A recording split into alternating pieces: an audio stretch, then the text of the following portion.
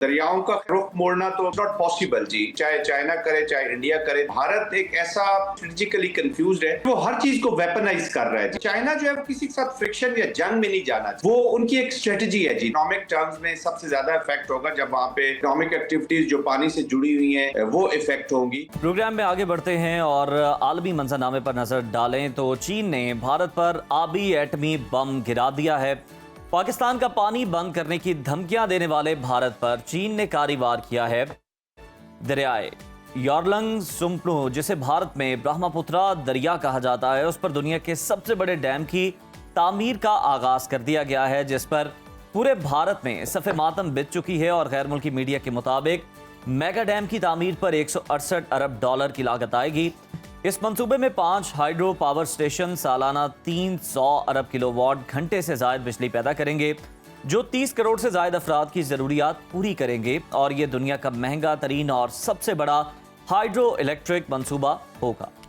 दरियाए ब्रह्मपुत्रा पर डैम बनाने से भारत और बांग्लादेश दोनों मुल्कों में पानी की मुमकिन किल्लत और माहौलियाती असरात के खदशात पैदा हो सकते हैं, जिससे अरुणाचल प्रदेश समेत 2 भारतीय रियासतों और बांग्लादेश के मुतलका इलाकों की आबादी नकल मकानी पर मजबूर हो सकती है। खुदा की कुदरत देखें कि भारत जो कल तक पाकिस्तान का पानी बंद करने की धमकियां दे रहा था, वो आज खुद आलमी ताकत के आबी शिकंजे में आ चुका है। भारत की अगर बात करें तो वो इस मंसूबे से शदीद खौफजदा है और गोदी मीडिया वावेला मचा रहा है कि चीन इस डैम के जरिए दरिया के बहाव का रुख मोड़ सकता है और पानी को बतौर हथियार इस्तेमाल भी कर सकता है। डैम की तामीर को इश्तियाल अंगेजी करार दिया जा रहा है, मगर जब भारत खुद से इंतास मुआहदे को नजरअंदाज करेगा तो दूसरों से असूल पसंदी की तवक्को फिर आखिर क्यों कर रहा है। हालांकि इस दरिया पर अभी तक चीन, भारत और बांग्लादेश के दरमियान पानी की कोई बाकायदा मुआहदा मौजूद ही नहीं है। इसी तमाम तर सूरत हाल पर बात करते हैं, हमें ज्वाइन किया है दिफाई तज्जियाकार major general retired Zahid Mahmood साहब ने। गुड मॉर्निंग जाहिद साहब, वेलकम टू सुनो पाकिस्तान। जनरल साहब, चीन ने दरियाए ब्रह्मपुत्रा पर दुनिया के सबसे बड़े डैम की तामीर का काम शुरू कर दिया है। भारत पर बज़ाहिर एक आबी बम जो है वो गिर चुका है। इस इक़दाम को आप स्ट्रेटेजिक, माहौलियाती और इलाकाई तनाजुर में किस नज़र से देखते हैं? जी Uzair, thank you very much for the invite. I think Bharat जो है इस वक्त जी अपनी स्ट्रेटेजिक जो कन्फ्यूजन है उसका शिकार हो रहा है और दरियाओं का खैर रुख मोड़ना तो टेक्निकल जो चीज़ें हैं वो तो मैं इस पर शायद अच्छा कमेंट ना कर सकूं, but it is not possible जी। ये चाहे चाइना करे चाहे इंडिया करे, जो रुख मोड़ने होते हैं वो that is a huge task और उसके लिए बहुत अरसा चाहिए होता है जी, डिकेड्स चाहिए होते हैं। बट एनीवेज जो इम्पोर्टेंट चीज है वो will to utilise water as a weapon. Bharat पहला मुल्क है जिसने पानी को हथियार के तौर पर इस्तेमाल किया है। भारत एक ऐसा, जब मैं कहता हूँ स्ट्रेटेजिकली कंफ्यूज्ड है, कि वो हर चीज को वेपनाइज कर रहा है जी। वो पानी को वेपनाइज कर रहा है, वो ह्यूमन राइट्स को वेपनाइज कर रहा है, वो माइनॉरिटीज के राइट्स को वेपनाइज कर रहा है, वो हर चीज के साथ स्टेक्स और फ्रिक्शन क्रिएट कर रहा है। और उसके जो चैलेंजेस उसने रीजन में जो हेजमोनिक उसका डिजाइन है, या जो उसने सफर किया है फ्रॉम सेकुलराइजेशन टू सेफ्रनाइजेशन, मैं इसको कहता हूँ जी, कि एक सेकुलर जो अपना मुल्क अपना एक रखता था, फिर ह्यूब्रिस्टिक अप्रोच, वो जो चौधराहट का उसका जो शौक है और हिंदुत्व का ये जो पुराना उनके अंदर एक सेल्फ क्रिएटेड, मैं उसको कहता हूँ, हम सब मुसलमान हैं जी। पाकिस्तान के अंदर भी हिंदू बसते हैं, वो हमारे भाइयों की तरह। सिंध में आप चले जाएं तो we have very good relationship. मेरे अपने कुछ हिंदू दोस्त हैं जी, हमारे फैमिली टर्म्स हैं उनके साथ बहुत ज्यादा, they are like part of my family जी। इसी तरह यहाँ पर तो कोई मुसलमान जो है वो किसी माइनॉरिटी के साथ नफरत नहीं रख सकता जी। अगर हिंदुओं से नफरत होती तो जो मुसलमान जो बादशाहत रही है या जो रूल रहा है जी, जिसका वो अभी तक उनको एक गम रहा है, गम, वो इनको बढ़ने ही ना देते। जेनोसाइडल एक्शंस वो भी कर सकते थे, जिस तरह गाजा में हमने देखा है जो जूस करते हैं जी, और जूस के साथ जैसे क्रिश्चियंस ने पास्ट में किया, जो हॉलोकॉस्ट को अगर आप स्टडी करें। कहने का मकसद ये है कि मुसलमानों के दौर में ये हिंदू ज्यादा फैले हैं, ज्यादा लुक आफ्टर हुए हैं, और हमारा तो मजहब भी प्रोटेक्शन का ऑर्डर दे। But anyways, going back to the subject, this is a huge challenge for Bharat जी। भारत को अभी अपने जो बोया है उसने बीज उसको अच्छा काटना जाहिद पड़ साहब, रहा है। ये But तो having said that, एक डोमेन पे आप बात कर रहे हैं भारत के हवाले से। अगर हम इसको ब्रॉडर पर्सपेक्टिव पे देखें, हमने ये देखा कि भारत जो बरसों से पाकिस्तान को पानी बंद करने की धमकियां दे रहा है, आज खुद एक बड़ी ताकत के आबी दबाव का शिकार है। क्या आप इसे कुदरत का इंतकाम कहेंगे या बैनुल अक़वामी सियासत में मकाफात अमल समझते हैं?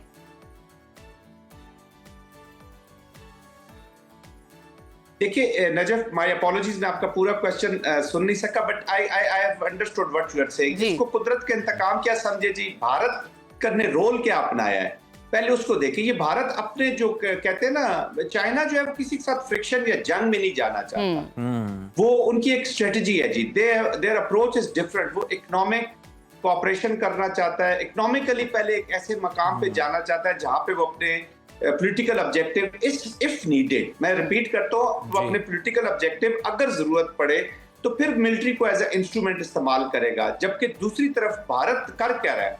भारत ने रोल अपनाया है so called net security provider, a watch dog of west या अमेरिका का इस रीजन में। और स्कटल किसको करना? उसने चाइना को, कि चाइना के साथ आप उसको compete करना चाह रहे हैं, चाइना को आप रोकना चाह रहे हैं, चाइना की तरक्की से भी आप खाइफ है। आप भारत इस रीजन का एक हेजबॉन बनने के बाद एक वर्ल्ड पावर, और ये इंडिया वर्ल्ड पावर नहीं बनना चाह रहा। ये हिंदुत्व का जो सेफरनाइज्ड भारत है, इंडिया ने भी इंडिया से भारत का सफर किया हुआ। जैसे मैं कह रहा था, सेकुलराइजेशन से सेफरनाइजेशन का सफर ये भारत करके लोग आगे जा रहे हैं। ये अपनी तबाही खुद ही एक सिर्फ हिंदुओं को ये डोमिनेट करना चाहते हैं। तो जब आप चाइना को ये करेंगे तो चाइना क्या अपने हाथ पे हाथ धरे रखेगा?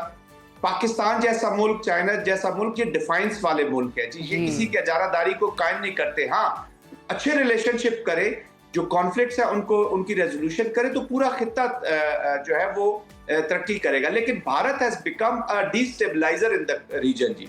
वो इस वक्त सबसे बड़ा डिस्टेबलाइजेशन का फैक्टर है। और ये फैक्टर कहां से जन्म लेता है? ये उस हिंदुत्व की सोच से जन्म लेता है, आरएसएस की जो संघ परिवार है उसकी सोच से जन्म लेता है। अभी आप देखिए ना, भारत के अंदर भी उन्होंने जो मुसलमानों का भी जो इस्लामपुरा या इस तरह जो मुसलमानों के नाम पे या इस्लाम के साथ रिलेटेड सिटीज के नाम है वो चेंज कर रहे हैं, मसाजिद की जगह मंदिर बन रहे हैं अभी, और बिल्स पास हो रहे हैं। तो वो क्या रिफ्लेक्ट कर रहा है कि वो अपने अंदर माइनॉरिटीज को और अपने रीजन में किसी और मुल्क को बर्दाश्त नहीं कर रहा। तो ये उसी का शाखसाना है। बिल्कुल जनरल साहब, आप सही फरमा रहे हैं कि ये उसी का ही शाखसाना है। और हम देखते हैं कि बिल्कुल इसी तरह से अक़लियतों को दबाया जाता है, उन्हें यहाँ से ख़त्म करने की कोशिश की जाती है भारत में। सर, ब्रह्मपुत्रा डैम की अगर हम बात करें तो इसकी अगर तामीर हो जाती है, भारत की कौन सी रियासतें जो हैं इनिशियली जो इंफॉर्मेशन सामने आ रही है उसके मुताबिक सबसे ज़्यादा मुतासर होंगी? और क्या ये सिर्फ माहौलियाती मसला है या फिर भारत की कौमी सलामती के लिए भी बड़ा खतरा बन सकता?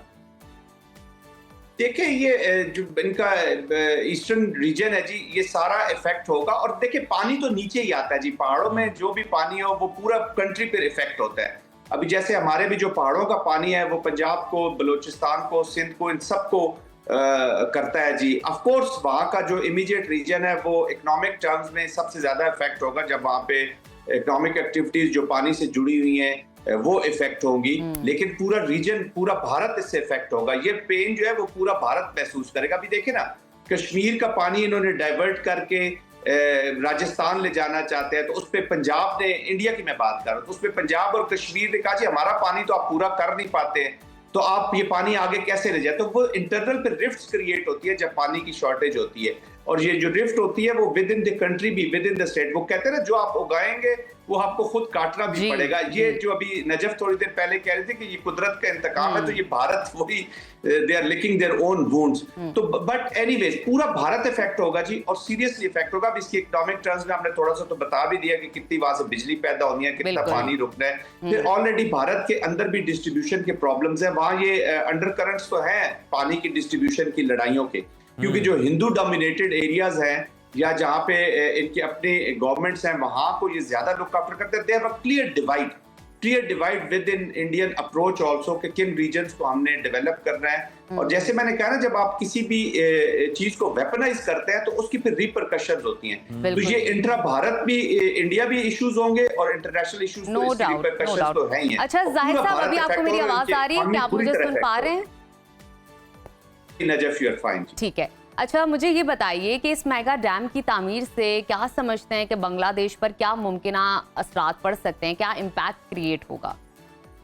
जी, वो भी इम्पैक्ट होगा क्योंकि ये ब्रह्मपुत्रा, आप अगर इसका ज्योग्राफी देखें तो आप ये तीनों कंट्री से होके आता है जी, और ये तीनों कंट्रीज को बुरी तरह इफेक्ट करेगा। ऑलरेडी बांग्लादेश के और इंडिया के मसाइल इस पानी के ऊपर भी चल रहे हैं, तो ये तीनों कंट्रीज इफेक्ट होंगी। आई थिंक चाइना भी, जैसे आपने डाइवर्जेंस का कहा, डाइवर्जेंस तो नहीं कर सकेगा, लेकिन डैम बनने से इनका जो फ्लो है पानी का इनटू बांग्लादेश एंड इंडिया, ये तीनों इफेक्ट होंगे और नॉर्थ ईस्ट बहुत ज्यादा इफेक्ट होगा। जी बिल्कुल ठीक है, बहुत शुक्रिया। Major general retired Zahid Mahmood sahab हमारे साथ मौजूद थे।